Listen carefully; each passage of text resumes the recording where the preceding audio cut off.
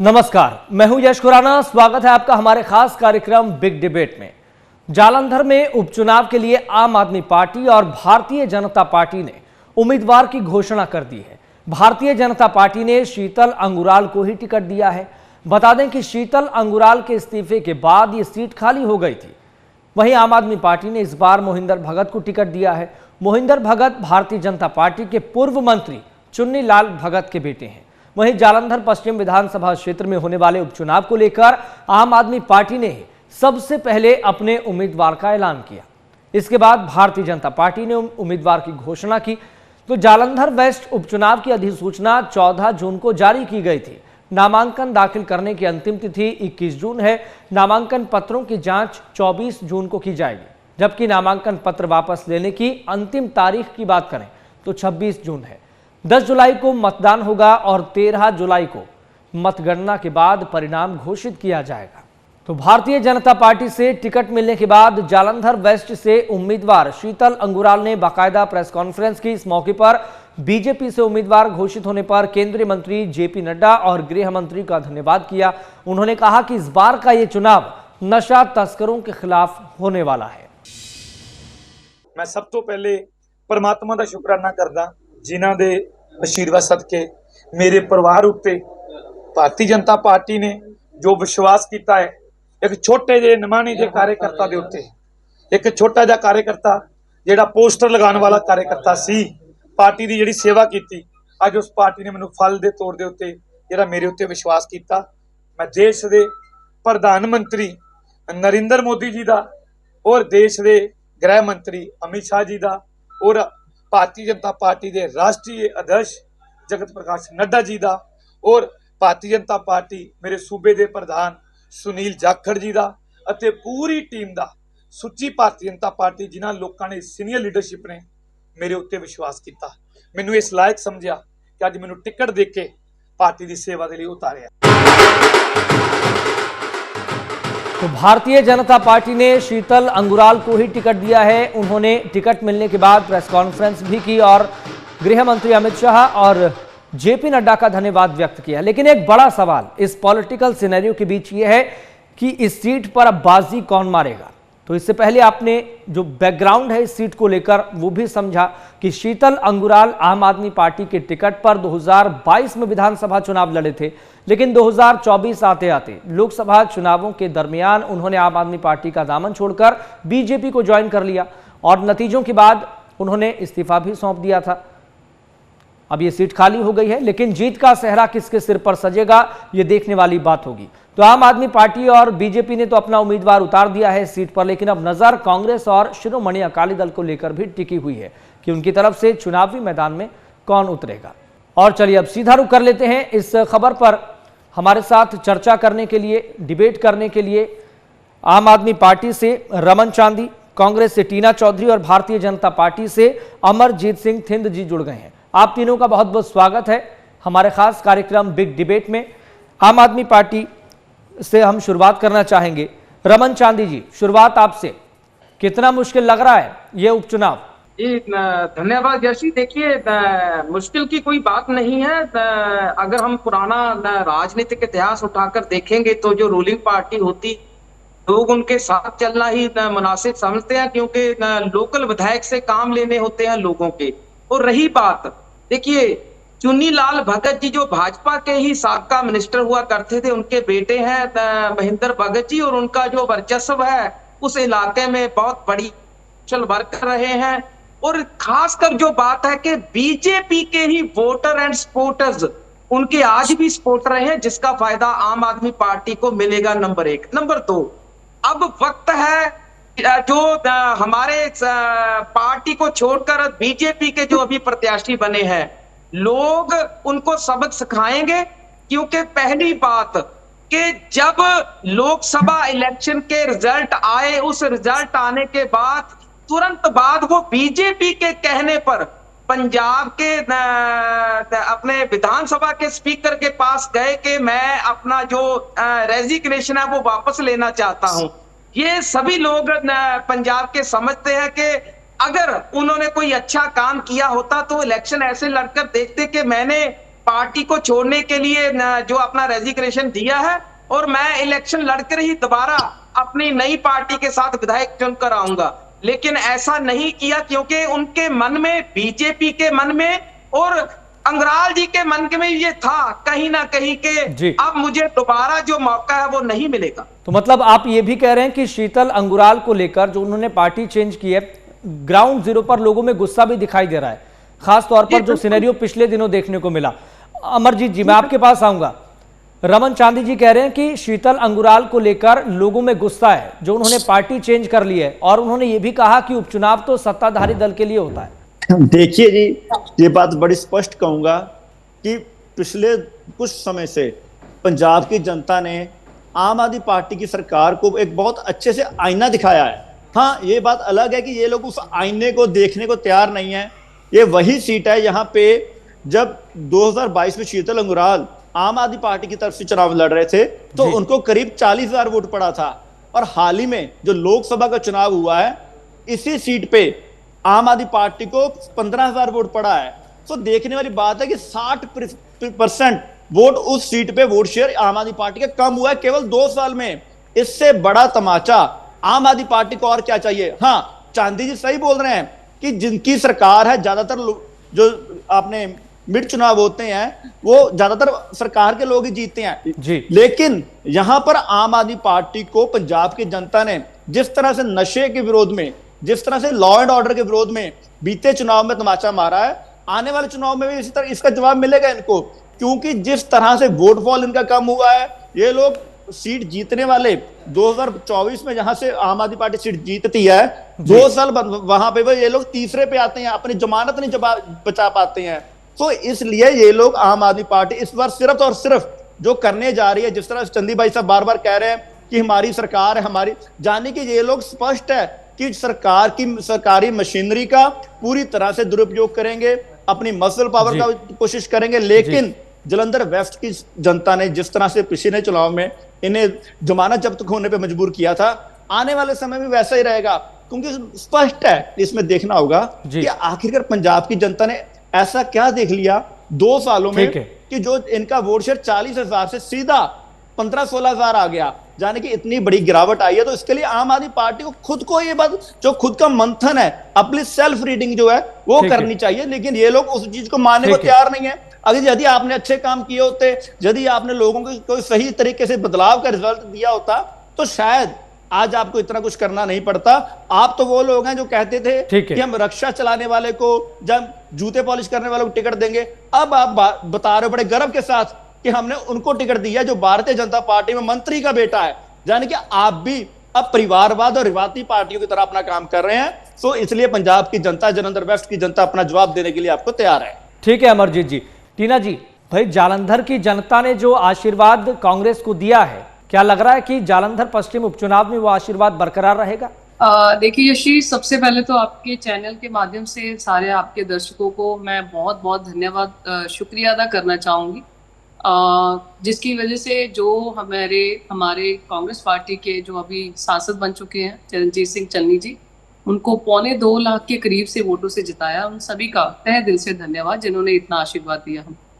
और आप यश जी, आपको पता होगा कि 2024 के ये लोकसभा चुनाव हुए हैं, उसमें जितने भी कॉन्स्टिट्यूएंसीज के, चाहे कोई हल्का इंचार्ज हो, एक्स एमएलए हो या प्रेजेंट एमएलए हो, हर किसी ने अपनी परफॉर्मेंस देनी होती है कि क्या क्या किसने कितना वोटे बटोर के लोकसभा चुनाव में अपनी अपनी तरफ से योगदान दिया।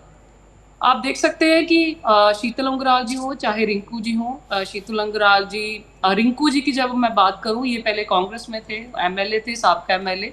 ये टिकट लेने के चक्करों में इन्होंने एमपी की टिकट लेने के लिए ये जो है जो आम आदमी पार्टी में चले गए थे, क्योंकि टिकट ऑलरेडी इनको कांग्रेस की तरफ से मिली थी। ये एमएलए भी साबका रह चुके थे वहां से और 2022 में हार गए थे।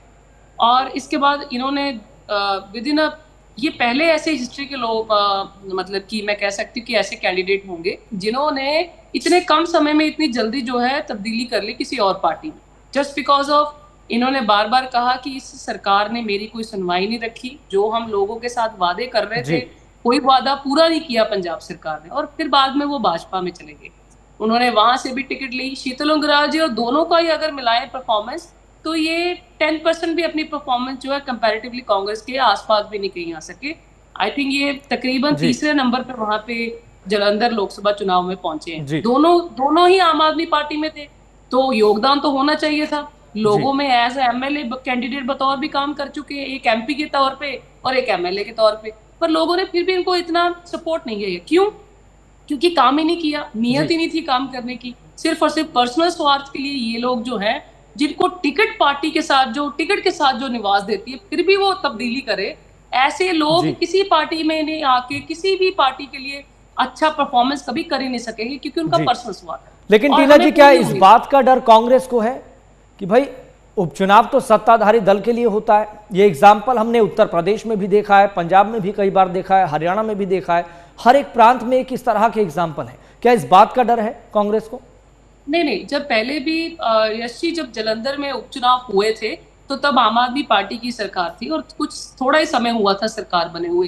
पहला उपचुनाव ये हार चुके थे संगरूर में, जो ये अपनी कैपिटल मानते हैं अपनी आम आदमी पार्टी की, कि अपने हमारे पंजाब की ये कैपिटल है संगरूर, जहां से आम आदमी पार्टी की शुरुआत हुई थी। और महज सिर्फ और सिर्फ 3 महीने बाद ही वहां पे उपचुनाव हुआ था, जिस टाइम वहां से आम आदमी पार्टी हार गई थी। और उसमें वहां पे जो कैंडिडेट है सिमरनजीत सिंह मान जी, वो वहां से जीते थे।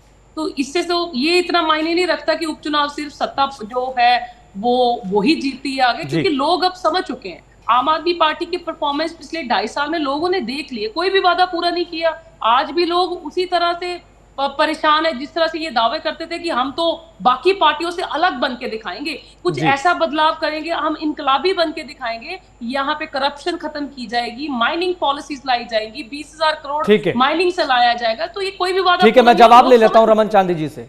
ठीक है, मैं जवाब ले लेता हूँ रमन चांदी जी।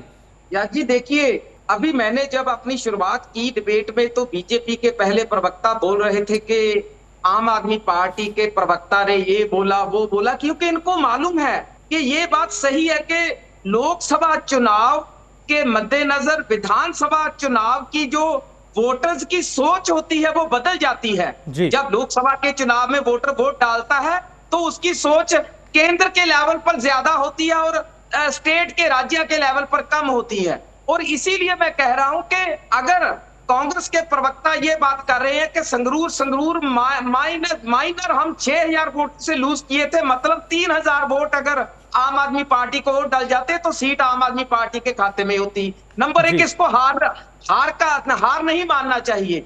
नंबर 2, देखिए उपचुनाव उसके बाद जालंधर का भी हुआ, वहां हमने जीता, लेकिन जो बीजेपी की अपनी सीट्स थी, अगर मैं अकॉर्डिंग टू बीजेपी की बात करूं कि होशियारपुर और गुरदासपुर की सीट, ये दोनों भी बीजेपी गवा चुकी है।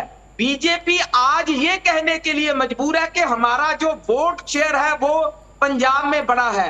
23 सीटों पर इन्होंने जीत दर्ज की है। जब अकाली दल के साथ इनका नाता था तो भी इनके पास 23 सीटें ही रहती थी। अगर हम चन्नी जी की बात करें, ये वही चन्नी जी हैं जिनकी दोनों सीटों पर 2022 में जमानतें जब्त हुई हैं, उसके बाद लोगों ने जिताया। ये डिफरेंस जो है ये देखने पड़ेंगे और ये एक रियलिटी है। मशीनरी का दुरुपयोग पंजाब सरकार की, आम आदमी पार्टी की सरकार नहीं करती है।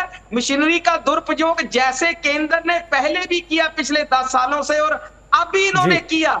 यही सोच, इन्होंने यही धारणा बना रखी है कि ये जो सीट है आम आदमी पार्टी हर तरह से जीतेगी। लेकिन रमन जी, लोकसभा चुनावों में पंजाब में जो आम आदमी पार्टी को, लोकसभा चुनावों में पंजाब में आम आदमी पार्टी को जिस तरह की उम्मीद थी, सीएम मान कह रहे थे कि 13 की 13 सीटें हम जीतेंगे।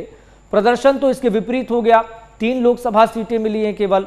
लेकिन विधानसभा के इस उपचुनाव में स्थिति क्या पलटने वाली है?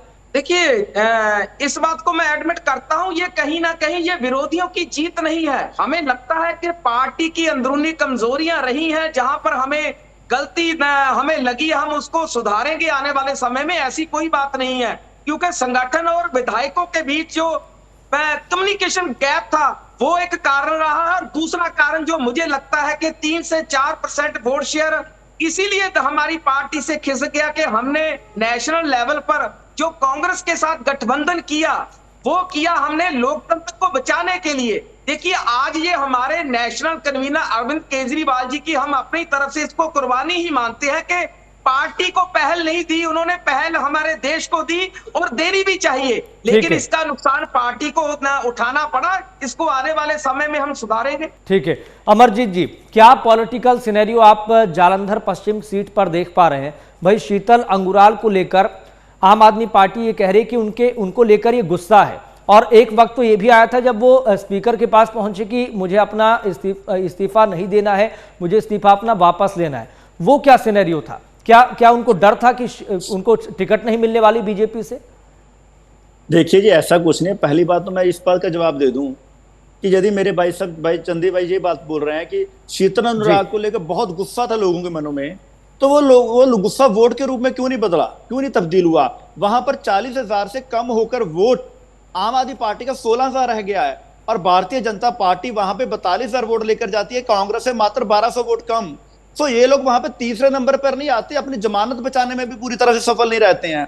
सो ऐसा कोई गुस्सा नहीं है। गुस्सा तो लोगों का आम आदमी पार्टी की कारगुजारी के ऊपर है। जैसे कि मेरे भाई ने भी माना कि इंडिया गठबंधन में जाना इनकी सबसे बड़ी गलती थी, इन्होंने माना ना भी। इसी तरह से आने वाले दिनों में ये इस बात को भी मानेंगे, क्योंकि बहुत सारे ऐसे कारण हैं, ऐसे बहुत सारे वादे हैं। जैसे टीना जी ने भी बोला कि ये लोग जब 92 सीटें जीते थे पूरे पंजाब में, तो आज सिमट कर केवल 35-36 सीटों पर विधानसभा जीत पाए लोकसभा में। सो ऐसे बहुत सारे कारण हैं, और इनकी अपनी नाकामियां हैं कि आज पंजाब की जनता इनसे बदलाव चाहती है, इनको बदलना चाहती है, और उसी का कारण है कि ये लोग 13-0 का वादा करने वाले पंजाब में मात्र 3 सीटों पर रह गए, और इनके अपने विधायक, इनके अपने सांसद पार्टी छोड़कर दूसरी पार्टियों में जा रहे हैं।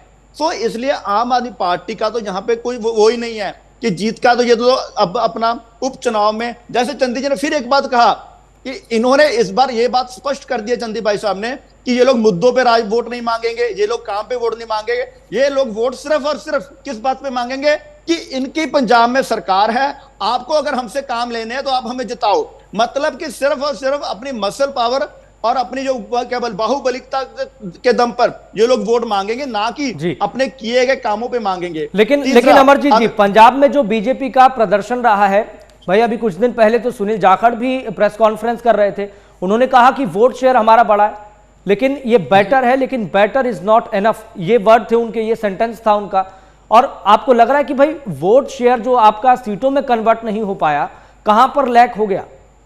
देखिए, इसमें कोई दो राय नहीं है कि भारतीय जनता पार्टी पंजाब में पहली बार 13 की 13 विधान लोकसभा सीटों पर चुनाव लड़ रही थी, और एक नए संगठन के साथ, नई ऑर्गेनाइजेशन के साथ, एक नए टीम के साथ चुनाव लड़ रही थी, जिसमें बहुत सारा मेहनत हुई है, बहुत सारी टीमों ने मिलकर काम किया है, एनर्जेटिक काम किया है। हाँ, उसमें छोटे छोटे मार्जिन को, चाहे वो लुधियाना की सीट की बात कर ले, चाहे फिरोजपुर की सीट की बात कर ले, ऐसी बहुत सारी सीटें ऐसी हैं जहां पे बहुत कम मार्जिन था, 20-30 हजार से कम का मार्जिन था। उनको हम सीटों को एक, हाँ ठीक है, नंबर ऑफ विक्ट्रीज में हम नहीं कन्वर्ट कर पाए, लेकिन ये कहना कि आज पंजाब बीजेपी की तरफ नहीं है, वो गलत है। आज पंजाब पूरी तरह से बीजेपी की तरफ है। पंजाब के लोग आज बीजेपी का इंतजार कर रहे हैं, और इसका जो रिजल्ट है वो हमें जालंधर पश्चिमी की विधानसभा के चुनाव में मिलेगा कि किस तरह से लोग हमारे साथ हैं। हाँ, टीना बहन जी ने बिल्कुल सही कहा कि चंदी फैक्टर था, वहां से ये लोग वेस्ट में ये लोग 1200 वोट से बीजेपी से आगे रहे हैं, लेकिन उस समय एक चन्नी साहब का बहुत बड़ा फेस है, इस बात को मैं बिल्कुल मानूंगा कि वो सीएम रह चुके हैं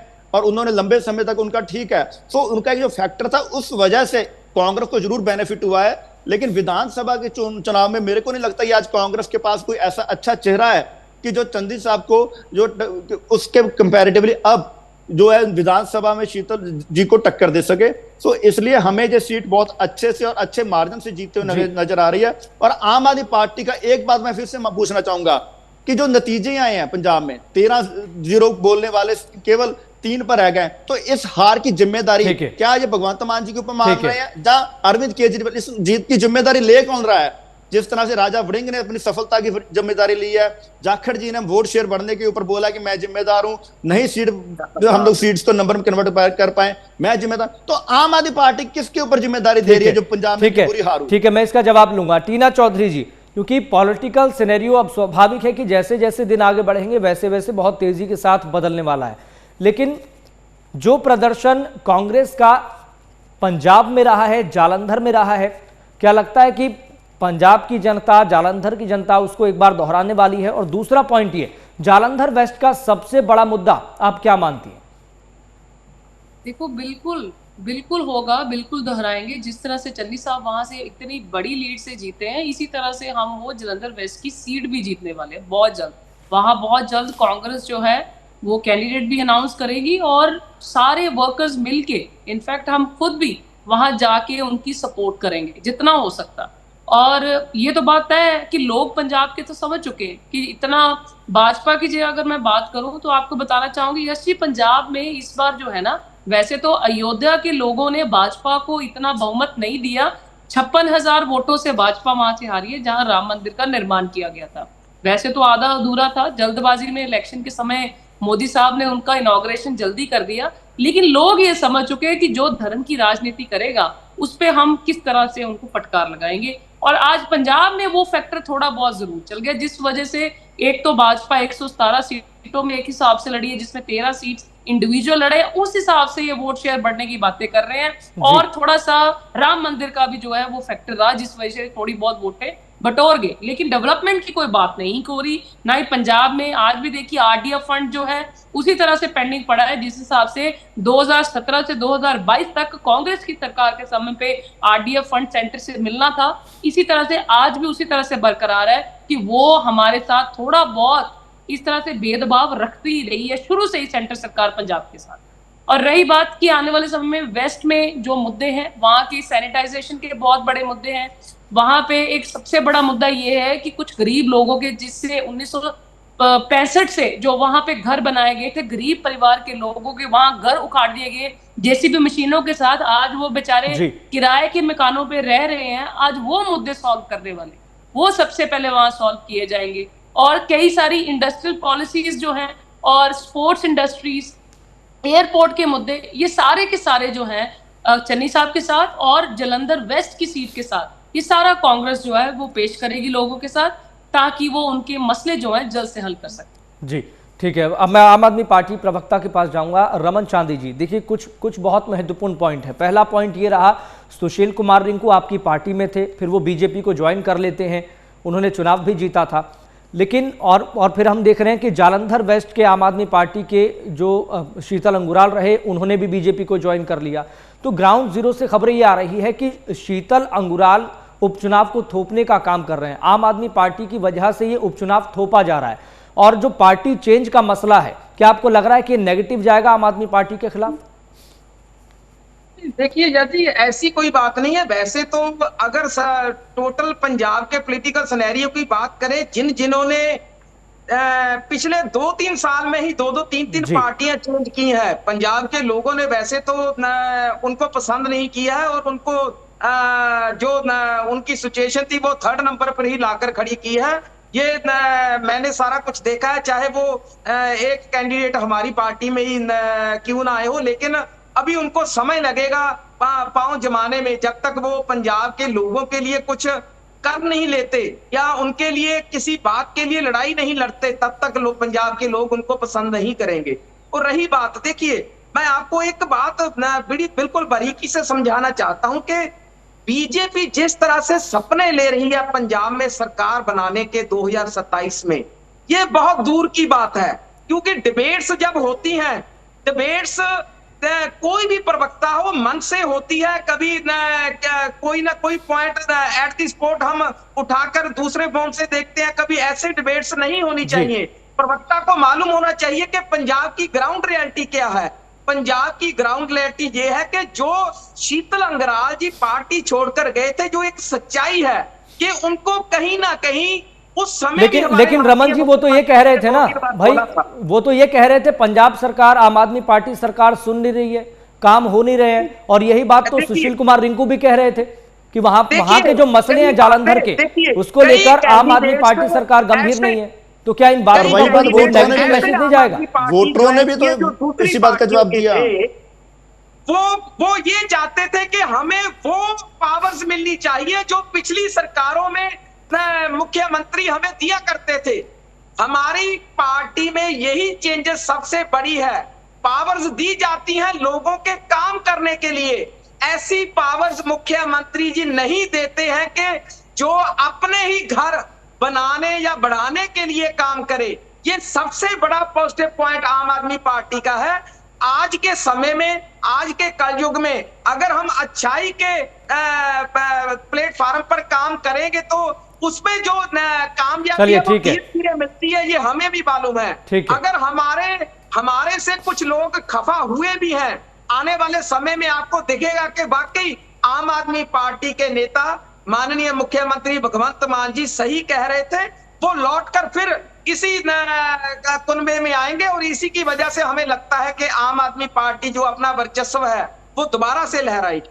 ठीक है, तो जालंधर पश्चिम उपचुनाव कौन जीतेगा, इसी को लेकर सभी की नजरें टिकी हुई है। हालांकि एक पॉलिटिकल अवधारणा है कि उपचुनाव तो सत्ताधारी दल के लिए होता है। किसी प्रांत में, किसी प्रदेश में धारणा टूटी है तो किसी में बनी भी है, ये एक अलग विषय हो सकता है। लेकिन आज का पॉलिटिकल सिनेरियो खास तौर पर जालंधर पश्चिम सीट को लेकर बदला बदला सा नजर आ रहा है।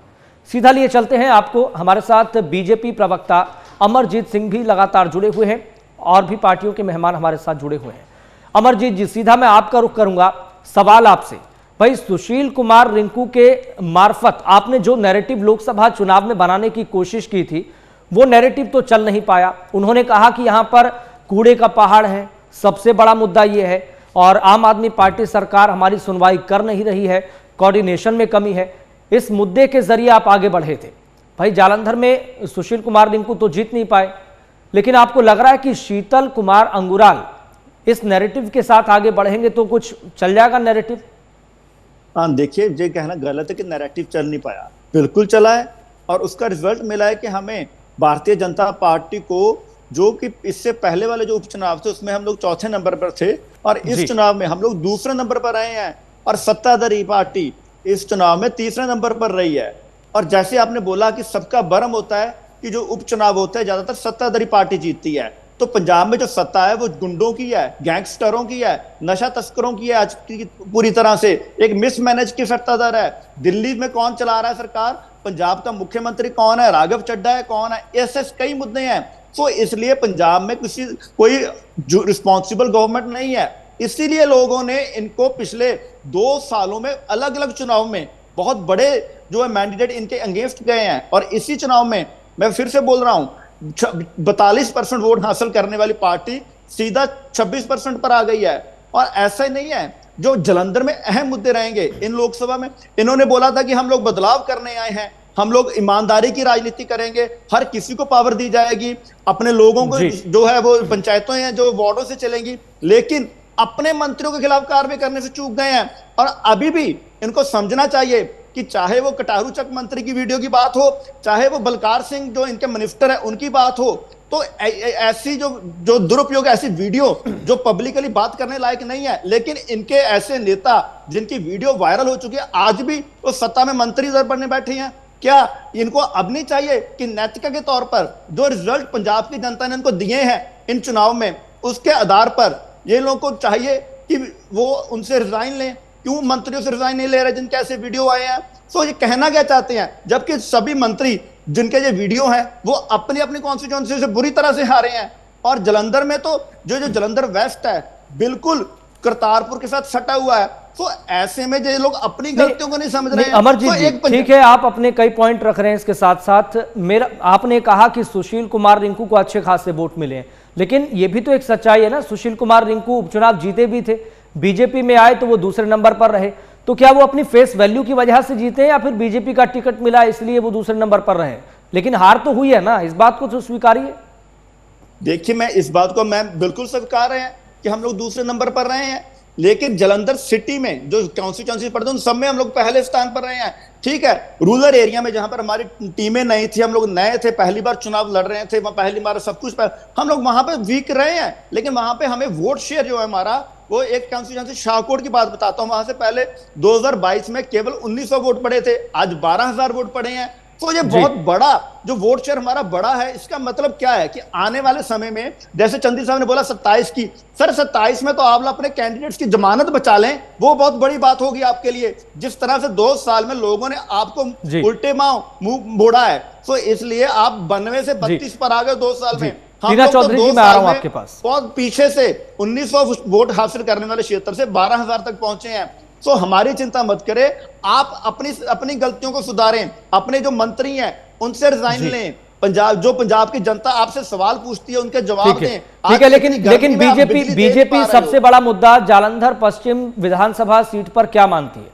किस मुद्दे को देखिए, लेकर अब आप जाने वाले हैं? देखिए, डेवलपमेंट का है, जो सेंटर के प्रोजेक्ट आए हुए हैं, स्मार्ट सिटी का पैसा आया हुआ है, सेंटर के बहुत सारे प्रोजेक्ट हैं, सीवरेज मैनेजमेंट को लेकर, जो वहां पे कचरा मैनेजमेंट को लेकर, उन सबको क्यों नहीं लागू किया इन्होंने लंबे समय से? यही तो शीतल अनुराग और सुशील रिंकू मांग रहे थे कि जो सेंटर के प्रोजेक्ट आए हैं, जो सेंटर से प्रोजेक्ट आए, उन्हें लागू करने दिया जाए, और आम आदमी पार्टी की सरकार ने नहीं करने दिए। और इसका रिजल्ट ही तो है कि इन्हें 40,000 से 15,000 वोट मिला है आम आदमी पार्टी को। तो हमारे मुद्दे स्पष्ट है, डेवलपमेंट और काम वेस्ट के करना। ठीक है, ठीक है। टीना चौधरी जी, एक आखिरी कमेंट। यश जी, मैं आपको बताना चाहूंगी कि मैं गुरदासपुर लोकसभा से हूं और इनके आम आदमी पार्टी के जो उम्मीदवार थे शहरी कलसी जी थे। आप सोच के हैरान हो जाओगे कि इनमें 9 से 9 कॉन्स्टिट्यूएंसी में सारे में आम आदमी पार्टी तीसरे नंबर पर रही है। और जो शहरी कलसी जी जो प्रेजेंट एमएलए हैं बटाला कॉन्स्टिट्यूएंसी से, इनके आम आदमी पार्टी के प्रेजेंट एमएलए खुद अपने वार्ड से हार गए। तो आप इससे समझिए कि लोग तो इनको नकार चुके हैं, लोग इनको परख चुके हैं। इतनी उम्मीदें और आसें जिन्होंने जगाई थी, आज जब वो पूरी नहीं हो रही तो आज आम आदमी पार्टी को सहनी पड़ रही है। और जलंधर में भी इसी तरह से, जिस हिसाब से इनके अपने एमएलए अपने वार्ड से हारते हुए दिखाई दे रहे हैं और अपनी कॉन्स्टिट्यूएंसी से हारते हुए दिखाई दे रहे हैं। प्रेजेंट एमएलए मतलब होता है, एक मायने रखता है एक प्रेजेंट एमएलए जिसकी सरकार और वो अपना वार्ड भी हार जाए और कॉन्स्टिट्यूएंसी भी हार जाए और लोकसभा में सारी की सारी 9 की 9 कॉन्स्टिट्यूएंसी हार जाए। इससे समझिए आप कि आने वाले समय में जितने भी अब इलेक्शंस हो, चाहे बाई इलेक्शंस हो, विधानसभा इलेक्शंस हो, लोग इनको नकार चुके हैं बहुत बड़ी मात्रा। ठीक है, ठीक है। एक आखिरी कमेंट रमन चांदी जी आपसे भी। क्या विधानसभा वाइज देखें तो जो डेटा सामने आया है वो सचमुच आम आदमी पार्टी के लिए परेशान कर देने वाला है? लोकसभा चुनावों का जो डाटा सामने आया, लेकिन क्या ये बात परेशान कर रही है आम आदमी पार्टी को? और दूसरा पॉइंट ये, जल्दी से आप जवाब दीजिएगा, आम आदमी पार्टी किन मुद्दों के जरिए, किन मुद्दों के मार्फत अब नैरेटिव बनाने जा रही है, लोगों के बीच जाने वाली है? देखिए, इसमें कोई संदेह नहीं है कि जो रिजल्ट्स 2024 के लोकसभा इलेक्शन में आए हैं वो आम आदमी पार्टी के लिए क्वेश्चन मार्क हैं।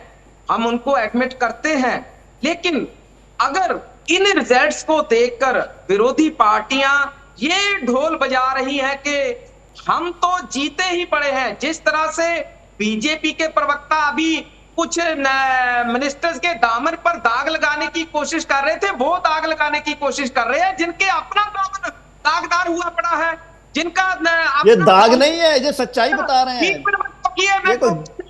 तो आप गलत मत बोलिए, ये दाग नहीं लगा रहा हूं, मैं सच्चाई बता रहा हूं आपको भाई साहब। साइलेंट करो इनको, मैं कभी बीच में नहीं एक एक करके दाग नहीं लगा रहा हूं, मैं सच बता रहा हूं जी। ठीक है, ठीक है, एक एक करके। ठीक है, ठीक है रमन जी, जो मैंने आपसे सवाल पूछे हैं उसका जल्दी से जवाब दीजिए। देखिए, मैं ये कहना चाहता हूं कि कहने की बातें कुछ और, करने के लिए कुछ और। जिस तरह से बीजेपी को पूरे देश के लोगों ने जता दिया और खासकर जो कुछ विरोधी पार्टियां इनके ऊपर एलिगेशन लगाती थी, उस तक को प्रमाण किसने किया? मोहन भागवत आरएसएस के प्रमुख ने कर दिया है। जो उन्होंने पिछले इनके 2-3 नेता आरएसएस के, रमन जी, जालंधर वेस्ट का ये तो मुद्दा नहीं है ना रमन जी, जालंधर वेस्ट का ये तो मुद्दा नहीं है ना, आम आदमी पार्टी के मुद्दों के जरिए जाएगी। पंजाब में जो कुछ हमने पंजाब के नौजवानों को नौकरियां दी, पंजाब के किसानों के लिए जो कदम मुख्यमंत्री भगवंत मान जी ने उठाए और पंजाब के लिए जो कुछ भी किया, हम वही दोबारा से लोगों के बीच में लेकर जाएंगे कि यही सच्चाई है और असली और नकली को पहचानिए। यही देखिए, जनता जनार्दन है, ये कुछ नहीं कर सकती है। आज नीचे कल ऊपर ये चलता रहता है राजनीति में। ठीक है, लेकिन जो विधानसभा वाइज जो डाटा सामने आया है वो बात तो कम से कम आम आदमी पार्टी को परेशान कर रही होगी। आप कह रहे हैं कि 40,000 से ज्यादा नौकरियां दी है, इंफ्रास्ट्रक्चर की आप बात कर रहे हैं, हेल्थ इंफ्रास्ट्रक्चर की आप बात कर रहे हैं, मोहल्ला क्लिनिक की आप बात कर रहे हैं, लेकिन जो विधानसभा का डाटा लोकसभा चुनावों में सामने आया है वो उसके मायने क्या है? फिर क्या जनता नकार रही है आम आदमी पार्टी को? एक सबसे बड़ा जो पॉइंट है याजी, ये सोचना पड़ेगा कि लोकसभा चुनाव से पहले आम आदमी पार्टी ये नहीं कह सकती थी कि आम आदमी पार्टी का जो परमानेंट वोट शेयर है वो कितना है। लोकसभा इलेक्शन के बाद 26.5% जो परमानेंट वोट शेयर है वो इक्वल आम आदमी पार्टी का प्योर है, इसमें कोई भी संदेह नहीं है। हाँ, ये बात जरूर है कि हमारे विधायकों से कहीं ना कहीं कोई कमियां अपने अपने क्षेत्र में रही होंगी, जिसका पार्टी को खमियाजा भुगतना पड़ा है। इस पर पार्टी मंथन कर रही है और आने वाले समय में इसको सुधारा जाएगा। ठीक है, ठीक है। तो आप तीनों का बहुत बहुत शुक्रिया इस खास कार्यक्रम में जुड़ने के लिए, अपना समय देने के लिए और अपना ओपिनियन रखने के लिए, अपनी बात रखने के लिए। तो बिग डिबेट में आज हमारा विषय था जालंधर पश्चिम उपचुनाव को लेकर। भाई 10 जुलाई को वोटिंग होनी है और 13 जुलाई को नतीजे सामने आएंगे। इसे एक कहीं ना कहीं छोटे कैनवास में देखें तो एक सेमीफाइनल के तौर पर भी देखा जाएगा। तो इसका नतीजा क्या रहेगा ये तो आने वाला वक्त ही बताएगा। तो बिग डिबेट में आज के लिए बस इतना ही। आप देखते रहें और जुड़े रहें MH1 न्यूज के साथ।